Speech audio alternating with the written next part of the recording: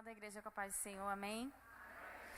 Estou muito feliz, de verdade, de estar aqui essa noite, podendo compartilhar um pouquinho daquilo que o Senhor fez nas nossas vidas, né? Sempre pesa a responsabilidade, né? Estar ministrando a palavra de Deus, mas acho que hoje a responsabilidade é ainda maior, porque a gente entendeu que a gente é portadora, né? Que a gente é porta-voz desse novo que o Senhor colocou na nossa vida nesses dias. E eu fiquei pensando, meu Deus, como compactar em pouco tempo tudo que Deus fez, tudo que Deus revelou, tudo que Deus ministrou, e eu cheguei à conclusão que não tem como, porque eu acho que eu ainda estou processando tudo que Deus fez, né? Só quem esteve lá pode testemunhar também, né? As meninas que testemunharam aqui, acho que também tiveram dificuldade de expressar tudo, mas assim, foi muito bom. Foi tremendo, o Senhor realmente nos visitou.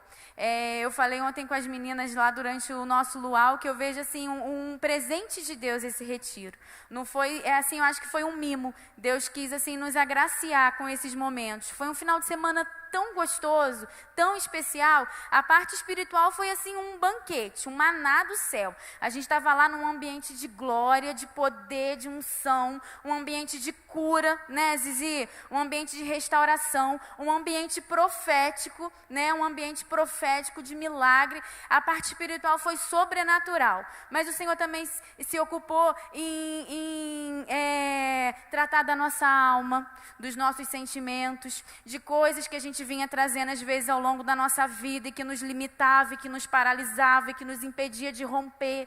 Então o Senhor cuidou do nosso espírito, o Senhor cuidou da nossa alma, o Senhor cuidou do nosso corpo, porque como a pastora ministrou, Deus, tem gente que fala, Deus está interessado só no coração, e não é. Deus quer nossa espírito, alma e corpo, amém? Deus quer a gente íntegra diante dele. E Deus usou a Mari Rosa, né, Mari, para tá dando dicas, porque tem gente que pode achar que é bobeira, mas para a mulher é importante, né? A gente se sentir bem, se sentir bonita, trabalha com a nossa autoestima, e o Senhor, assim, foi tudo gostoso, né? Foi tudo completando, uma coisa foi encaixando na outra, e a gente realmente passou uns momentos, assim, muito especiais na presença de Deus. E a gente entendeu que o Senhor reservou esse final de semana para gente, para nos agraciar. E como já foi falado aqui, a Michele testemunhou de forma tão linda isso que ela viveu. Eu quero colocar isso no coração das irmãs que não foram. Se você não pôde ir esse ano por algum motivo, o da Michele foi financeiro e ela fez um desafio, o Senhor deu uma estratégia e ela conseguiu estar lá. Mas às vezes você não foi por uma dificuldade familiar, não tenho com quem deixar meu filho. A gente entende que mulher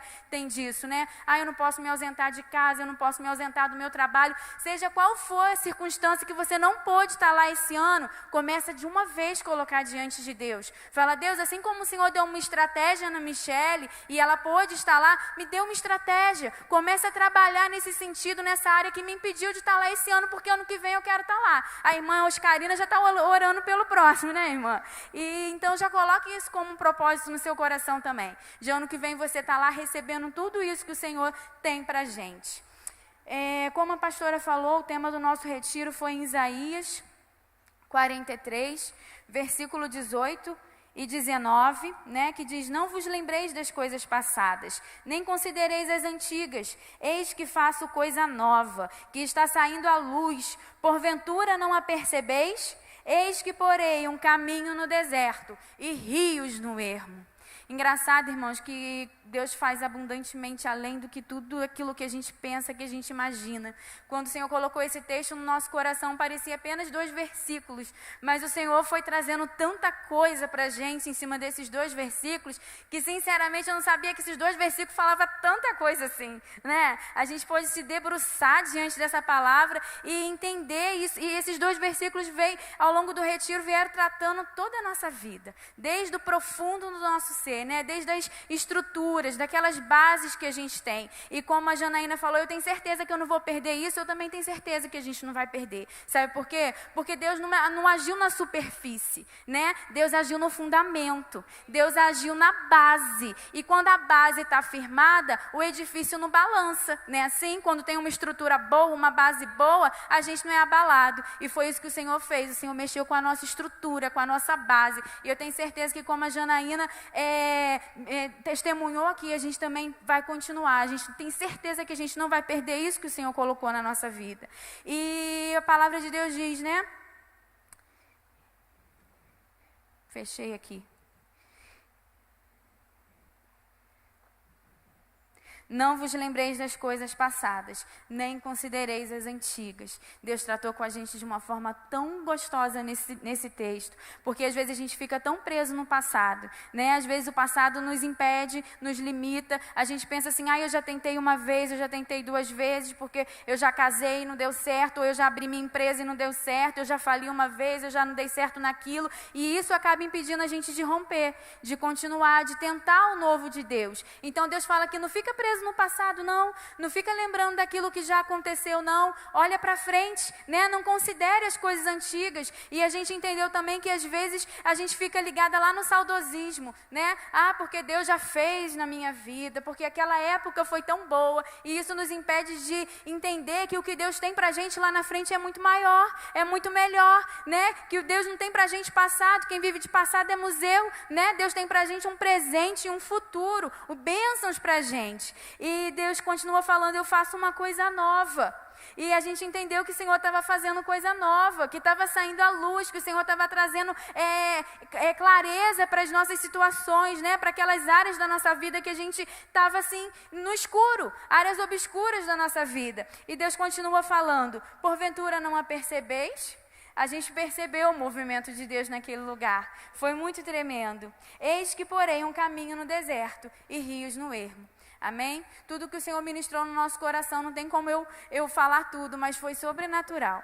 Depois peço o Espírito Santo para continuar ministrando no seu coração em cima desse texto. Porque o Senhor não quer trazer um renovo só para a gente que esteve lá, só para nós que participamos desse retiro. O Senhor quer trazer um novo tempo para a sua igreja. O Senhor quer estabelecer o novo de Deus na sua vida. O fato de você estar aqui essa noite é o Senhor dizendo, é o Senhor sinalizando que tem algo novo para você também. É o Espírito Santo colocando isso na sua mente. Deus, eu quero o novo também. De repente, até agora, você nem se ligou nisso, você nem tinha pensado nisso, mas Deus está falando, busque o novo, porque a gente entendeu que nós somos agentes do novo de Deus, que Deus está pronto para trazer coisas novas na nossa vida, mas a gente precisa tomar uma posição. Não foi isso que o Senhor cobrou da gente? A gente precisa tomar uma posição, e essa noite o Senhor está dizendo isso para você. Assuma uma posição em mim, que eu vou estabelecer o novo na vida de vocês. E como a gente aprendeu lá, o novo não se limita na gente. Deus não faz coisas grandes e novas na nossa vida para a gente guardar para a gente, porque a gente não é represa, a gente é manancial, a gente é rio, a gente tem que fluir. Então o Senhor faz coisas novas na nossa vida para a gente fluir na vida do outro, para a gente abençoar a vida do outro também. E o texto que eu quero compartilhar e estar pregando com vocês aqui essa noite, está lá em Juízes, vou pedir vocês para abrirem. Está lá em Juízes, capítulo 6, eu vou ler do versículo 2 até o versículo 7. A ministração da Andréia essa manhã foi muito voltada para isso, porque Deus até então vinha tratando das nossas estruturas, das nossas bases, né? O Senhor de forma muito linda, muito clara, veio tratando no profundo do nosso ser, e a gente estava assim, entendendo direito o que Deus estava fazendo, e a ministração da Andréia veio fechar. Ela falou assim, Deus abala a gente, não é para deixar a gente abalada, é para vir e concluir a obra dele na nossa vida, não é isso? E foi isso que Deus fez a gente entender, que Deus estava fazendo uma coisa nova na nossa vida, para a gente abundar na vida do outro, para a gente transbordar na vida do outro. E o Senhor também quer trazer coisas novas na sua vida, para você poder alcançar, fluir, transbordar na vida de outras pessoas. E ser uma bênção na sua casa, ser uma bênção no seu serviço, na sua rua, na sua igreja, em nome de Jesus. E a gente vai estudar um pouquinho, comentar um pouquinho sobre a história de Gideão. E Gideão, ele estava passando nessa situação. A história de Gideão retrata bastante isso que a gente está falando aqui. Que a nação de Israel estava passando por uma situação muito complicada, muito difícil, onde eles estavam sendo saqueados, roubados pelos midianitas, e o povo começou a clamar por um novo, começou a clamar por um novo tempo. Falou, Deus, se isso continuar assim, a gente não vai conseguir, a gente não vai resistir. E o povo começou a clamar por um novo, e o Senhor levantou um homem.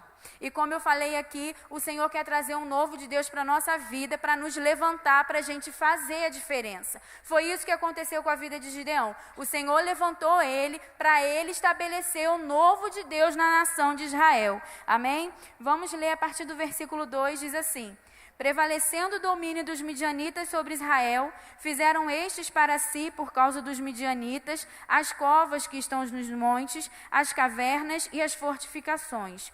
Porque cada vez que Israel semeava, os midianitas e os amalequitas, como também os povos do Oriente, subiam contra ele. E contra ele se acampavam, destruindo os produtos da terra, até a vizinhança de Gaza. E não deixavam em Israel sustento algum, nem ovelhas, nem bois, nem jumentos. Pois subiam com os seus gados e tendas, e vinham como gafanhotos, em tanta multidão que não se podiam contar, nem a eles, nem a seus camelos, e entravam na terra para destruir. Assim Israel ficou muito debilitado com a presença dos midianitas. Então os filhos de Israel clamaram ao Senhor. Amém?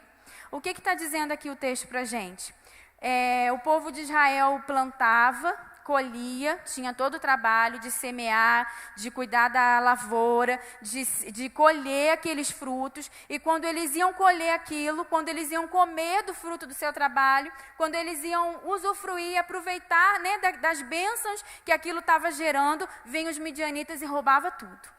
E eles não conseguiam comer, eles não conseguiam sobreviver daquilo que eles estavam fazendo. E a Bíblia fala que os midianitas vinham, né? Por isso que aqui que fala, fizeram para si as covas, as cavernas, as fortificações. O que o povo de Israel começou a fazer? Eles colhiam, às vezes colhiam até antes da hora e escondiam em cavernas, em fortificações, em covas, escondiam o fruto da terra, escondiam o resultado da lavoura para eles não serem roubados, porque tudo que eles faziam, os midianitas vinham e roubavam, vinham e levavam. Eles não conseguiam serem abençoados com aquilo que eles faziam, com aquilo que eles produziam. A Bíblia diz que roubavam os bois, as jumentas, as ovelhas. A Bíblia fala que eles vinham como gafanhotos e carregavam tudo, e levavam tudo que eles faziam. Por isso, Gideão estava malhando trigo no lagar. Né? Lagar, que é aquele lugar de pisar em uvas, né? Para retirar o vinho, e Gideão estava lá malhando trigo, porque eles se escondiam, eles ficavam macuados, eles ficavam medrosos, né? Com medo daquela situação, porque eles viviam sob essa pressão de tudo que eles produziam era roubado. Tudo que eles faziam, os midianitas vinham e carregavam. E a Bíblia conta, na minha versão está assim, tem versões diferentes, Israel ficou muito debilitado. Eles foram roubando, saqueando, até o povo começar a passar fome, passar necessidade. Eles fazendo, eles suando, eles trabalhando, mas eles não conseguiam ter aquilo, né? Comer daquilo. E o que aconteceu? O povo começou a clamar ao Senhor. O povo falou: Deus, traz um novo tempo sobre a nossa vida.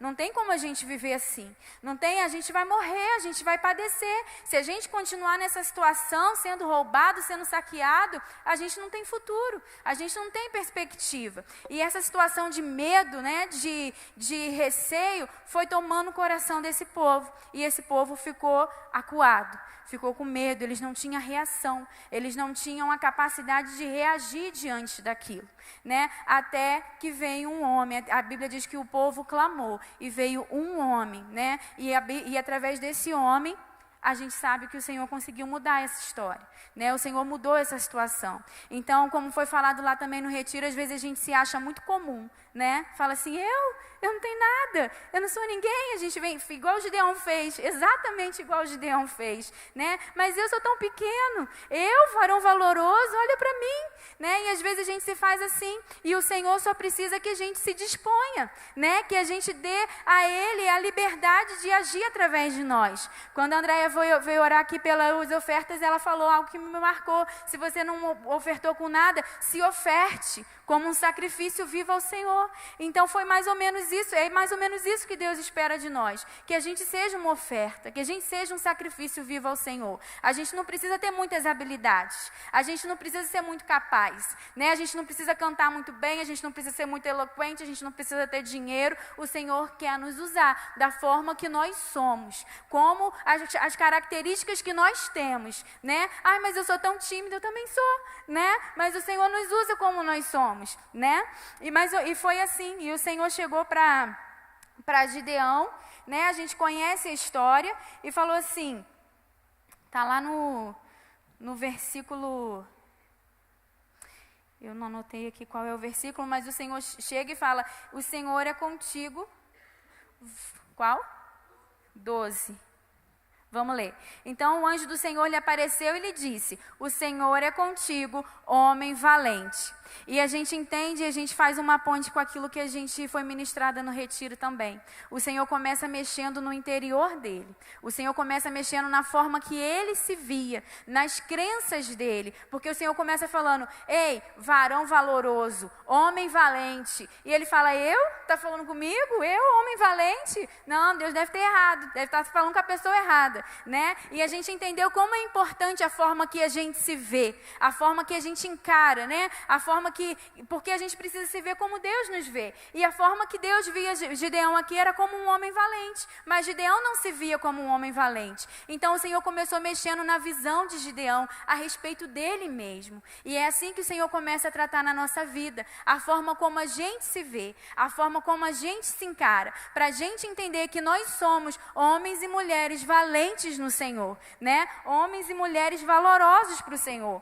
E Gideão continua dando desculpa, né? Aqui no versículo 14 e 15, no versículo 14 e 15, o Senhor continua insistindo, vai nessa tua força, livre Israel das mãos dos midianitas, e Deus continua insistindo no chamado, e ele continua falando, Deus, mas eu sou tão pequeno, mas eu sou o menor da minha tribo, mas eu não tenho capacidade, mas eu não tenho habilidade, e às vezes é exatamente como a gente reage diante de um chamado de Deus, diante de um desafio que o Senhor coloca nas nossas mãos, né? E eu não estou falando só de subir num púlpito, ou de ministrar um louvor, eu estou falando que a obra de Deus é feita no dia a dia, né? A gente precisa, como portadoras, como portadores da voz do Senhor, a obra de Deus é feita no dia a dia. Então não se acue, não se envergonhe de fazer a obra de Deus no seu dia a dia. Aonde você trabalha, aonde você estuda, você é porta-voz, você é portador e passa a se identificar como isso, como um homem valente, como uma mulher valente do Senhor.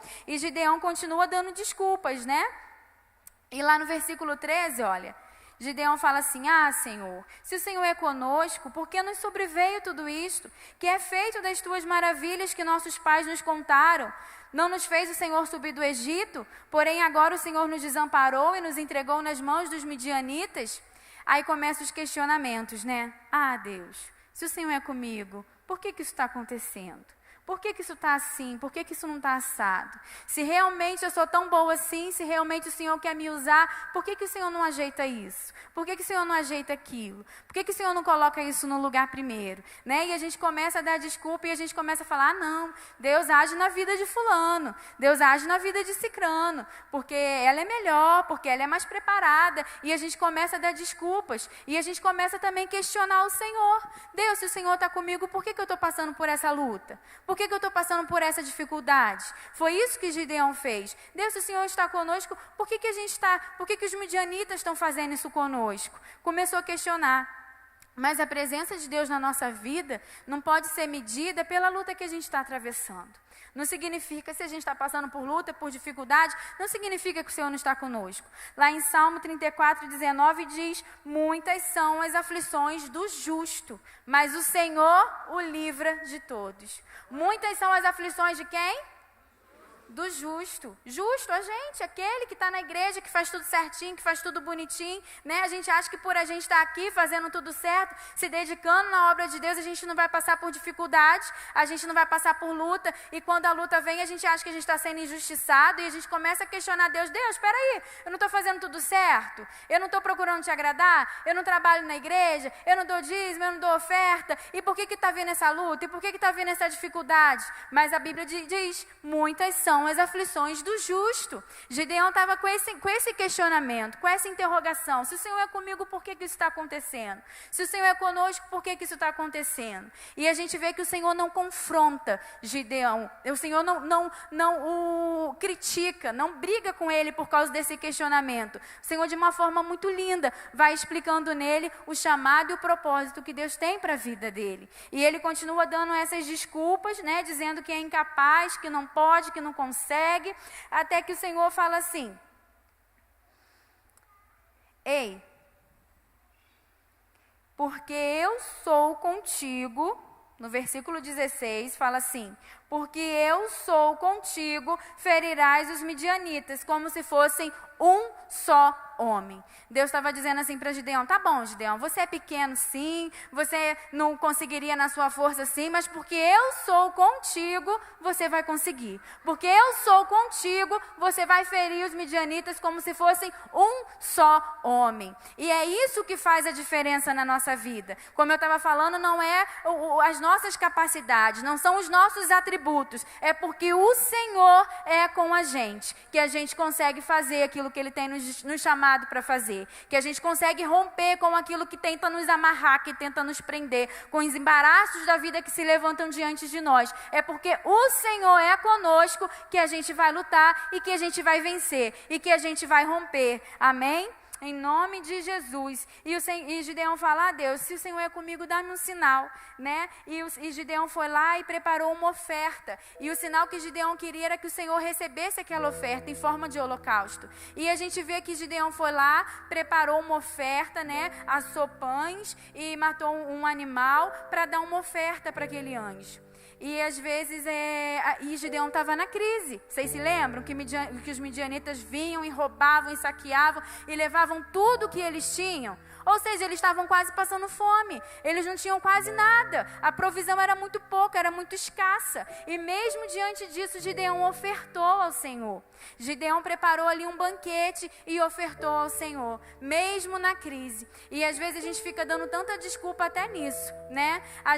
O Senhor está pedindo para a gente dar algo, e quando a gente fala de dar algo, não são necessariamente recursos financeiros, não é necessariamente dinheiro, né? Às vezes o Senhor nos quer como oferta viva, né? Como um sacrifício vivo. E a gente fica se reservando de ofertar, né? E a gente fica pensando assim: ah, não, quando os meus filhos crescerem, aí eu começo a fazer a obra de Deus. E a gente fica sempre dando desculpa, né? Ah, quando a minha situação financeira melhorar, aí eu começo a fazer a obra de Deus, né? Ah, quando meu marido aceitar Jesus, aí eu vou começar a fazer a obra de Deus. E a gente fica sempre protelando, sempre empurrando. E às vezes a gente está na crise, está na dificuldade e a gente não quer ofertar. E a gente não quer dar aquilo que o Senhor está pedindo. E às vezes Deus pede tão pouco.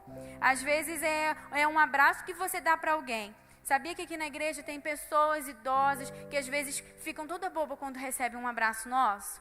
Que ficam felizes quando recebem um abraço nosso? Porque ninguém às vezes dá atenção, ninguém para conversar, né? Então às vezes o que Deus quer é isso, é que você se doe a Ele como oferta. Deus, em que o Senhor quer me usar? O que eu posso fazer para ajudar no teu reino, para ajudar na tua obra? E foi isso que Gideão fez. Ele estava em crise, ele estava em escassez e ele conseguiu ofertar. E ele deu aquilo. Então se Deus está te pedindo algo, se você tem entendido que você precisa ofertar algo para o Senhor, não espere a crise passar, não espere a dificuldade passar. Às vezes Deus está esperando você ofertar para essa crise ir embora, para essa dificuldade ir embora. Às vezes Deus quer que você abra mão de alguma coisa, né? Que para você é só aquilo que você tem, é só aquele recurso que você tem. E às vezes Deus está querendo que você abra mão daquilo, entregue aquilo para Ele te entregar coisas muito maiores, coisas muito melhores que Ele tem para você. E a gente conhece, né, a história de Gideão, e ele não fez só esse teste com Deus, ele fez outros testes, né? Não dá tempo de eu entrar em detalhes sobre tudo, mas depois Gideão faz o teste da lã, né, do novelo de lã. Deus, se o Senhor é comigo, que a lã fique molhada, a terra fique seca, né? Aí Deus foi lá, fez mais um teste. Isso tudo ele estava querendo entender o chamado de Deus para a vida dele, querendo entender se ele realmente ia lutar contra os midianitas, porque os midianitas eram muito mais fortes, eram muito mais poderosos, e ele estava se calçando de que o Senhor realmente estava chamando ele. E depois, aí Deus vai e responde, né, o teste que ele fez. Depois ele fez outro teste.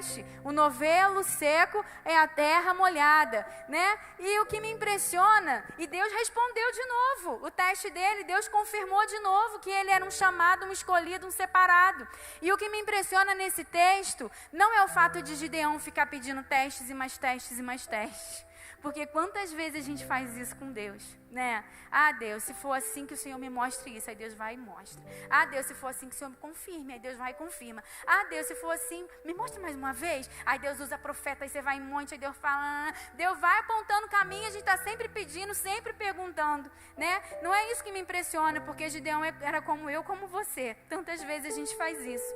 O que me impressiona é o amor e o cuidado de Deus em sempre responder, em sempre confirmar, em sempre se preocupar, em testificar no nosso coração de que nós somos escolhidos dele, de que a obra dele na nossa vida é grande, de que ele está conosco, de que a gente não está sozinho, de que a gente não vai precisar enfrentar o inimigo sozinho, porque ele é a nossa retaguarda, porque ele vai adiante de nós, porque ele desembaraça todo o laço, porque ele quebra o arco, corta a lança, queima os carros no fogo. Então a gente está sempre perguntando, sempre questionando, e o Senhor está sempre afirmando que ele está com a gente, de que ele tem um novo tempo para a sua vida, de que não precisa duvidar que o novo de Deus vai chegar sobre nós, em o nome de Jesus. E a gente conhece o decorrer da história, né? Gideão foi, selecionou os homens, e Deus falou assim, ó, os covardes, os medrosos podem ir, porque esses não me servem, né? Quem tem medo, quem é covarde, não pode enfrentar um exército, né? Assim,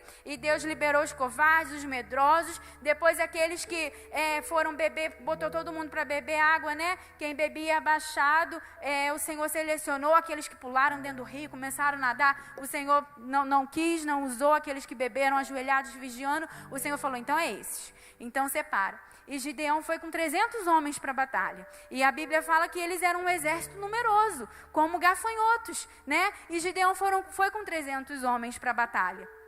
E além de... Por que foi com 300 homens? A gente sabe. Para eles crerem, para eles verem, para eles perceberem que isso foi milagre do Senhor. Lembra que Gideão já estava questionando lá, Deus, o Senhor não abriu o mar vermelho? O milagre está lá atrás. Aqui lá para frente o Senhor não tem mais milagre. Olha a situação que eu estou vivendo hoje. Eu já vivi milagre sim, eu já experimentei milagre sim, mas essa situação é muito mais complicada. Mas hoje é muito mais difícil. Foi isso que Gideão fez com o Senhor, né? E para provar de que era o Senhor selecionou só 300 homens. Para eles entenderem que era um milagre de Deus, que o Deus que abriu o mar vermelho lá atrás, que o Deus que cuidou dos pais dele, estava cuidando dele naquele momento. Ia fazer um milagre naquele momento. E ele selecionou 300 homens e Deus mandou uma estratégia assim, meio esquisita para aquela guerra, né? Geralmente quando a gente vai para a guerra, naquela época, usava espada, lança, né? Proteção. E Deus mandou o quê? Eles levarem buzina, cântaros vazios e tochas acesas. Isso é arma, gente? Alguém me responde, isso é arma? Cântaro vazio é arma? Buzina é arma? Não é.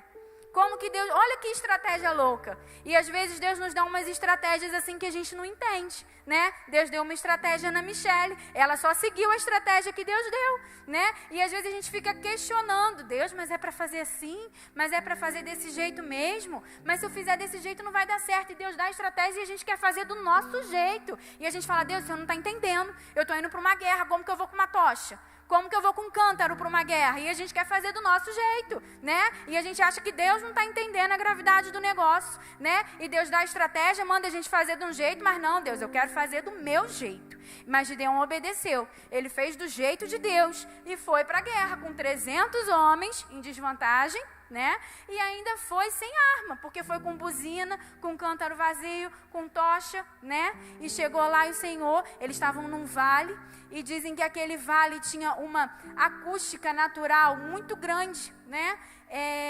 E Deus, o Senhor deu a estratégia de ir à noite, por volta de meia-noite, enquanto os homens estavam lá já dormindo, né?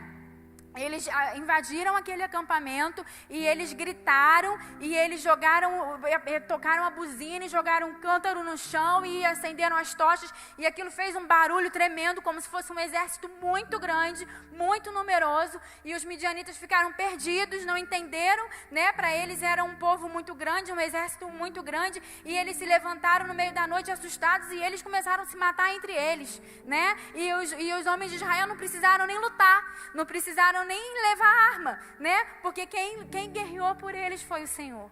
E é isso que o Senhor faz por nós. É só a gente crer, é só a gente confiar, é só a gente se colocar na posição. É só a gente entender os chamados de Deus para a nossa vida. E a gente não precisa ter grandes coisas. E a gente não precisa ter grandes habilidades. E a gente entendeu que o Senhor fez isso com a gente lá. Amém? Que o Senhor nos levantou do jeito que nós somos. E que agora nós somos portadoras. E que a gente carrega isso. E que a gente tem essa responsabilidade de dizer sim para aquilo que o Senhor colocar na nossa mão. De não desperdiçar. Porque como o Senhor usou só Gideão para mudar toda essa situação que aquele povo estava vivendo, o Senhor precisa de você, o Senhor precisa de mim para interferir na vida de outras pessoas, para abençoar outras pessoas, para abençoar pessoas que não conhecem. O novo de Deus não se limita a mim. O novo de Deus não se limita à minha casa, à minha família. O novo de Deus abunda. O novo de Deus transborda. Amém? E que você saia daqui com essa sede essa noite. De ser uma portador, de ser um portador, de ser uma portadora, como nós assumimos esse compromisso no retiro, que você também assuma esse compromisso. Deus, eu quero o novo de Deus para a minha vida, porque eu quero portar aquilo que o Senhor colocar na minha mão. Eu quero fazer com excelência, eu quero mudar o rumo de vidas, eu quero mudar o rumo de histórias. Eis-me aqui, Deus. Eu quero ser usada como Gideão foi. Amém? Vamos colocar de pé?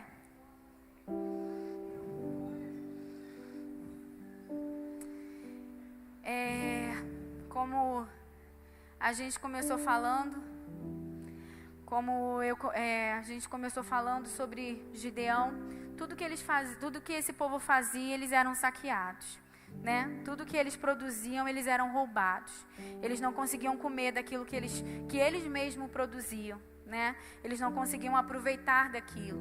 Mas o Senhor tem um novo tempo pra gente. Eu não sei a situação de vida que você vive, né? Eu não sei o que você está passando, mas coloque diante do Senhor o novo, a área da sua vida que você precisa desse novo de Deus.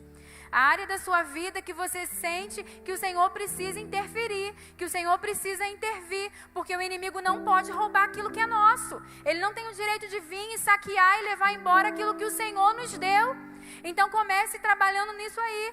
Comece a desafiar o exército inimigo. Falar, não, peraí, aqui não. Aquilo que é meu. Aquilo que eu estou fazendo eu vou comer do trabalho das minhas mãos, né? O inimigo não vai vir na minha casa e não vai roubar, e não vai saquear, e não vai levar embora aquilo que o Senhor me deu, né? E comece a clamar isso. Às vezes o que o inimigo está tentando roubar, levar de você é o seu ministério. Às vezes você sabe que Deus tem um propósito na sua vida. O Senhor já falou, já identificou, já confirmou isso, né? E o inimigo vem e começa a tentar roubar isso de você. Às vezes Deus está querendo tirar seus filhos. Às vezes Deus está querendo tirar a paz de dentro da sua casa. Às vezes o inimigo está tentando mexer nas suas finanças.